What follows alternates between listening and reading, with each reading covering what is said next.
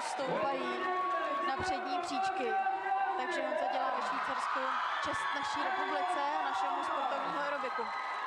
Jan Pachovracký je tady také samozřejmě se svými svěřenci, i když se nám vedle svého závodníka nepředstavil.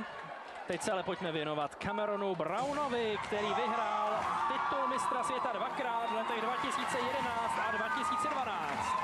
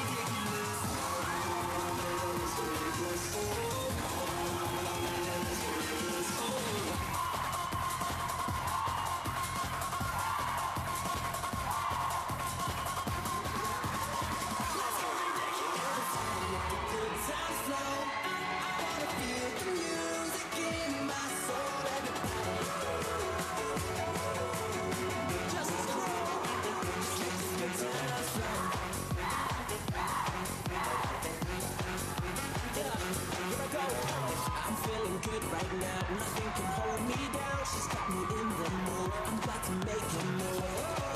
To the AM, getting wasted, wasted. Let the good times flow. I wanna feel the music in my soul. Just let the good times flow. All the time I've been seeing you, so I see that you are acting for so baby, let's get ridiculous. Let's get ridiculous.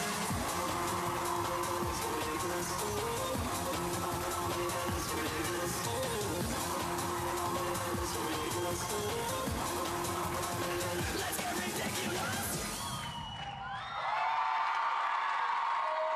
Já myslím, že jsme právě viděli sestavu mistra světa.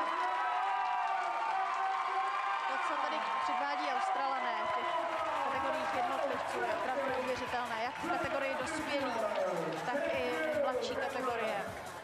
A já už jsem zmínila australské kadetky i australské juniorky. Opravdu nádherné, přestože třeba nedosáhly úplně na ty příčky, na které chtěli. Cameron je miláček místního publika. Nevím, jestli naši diváci měli příležitost slyšet, jaký obrovský aplaus ho tady čekal po závěru.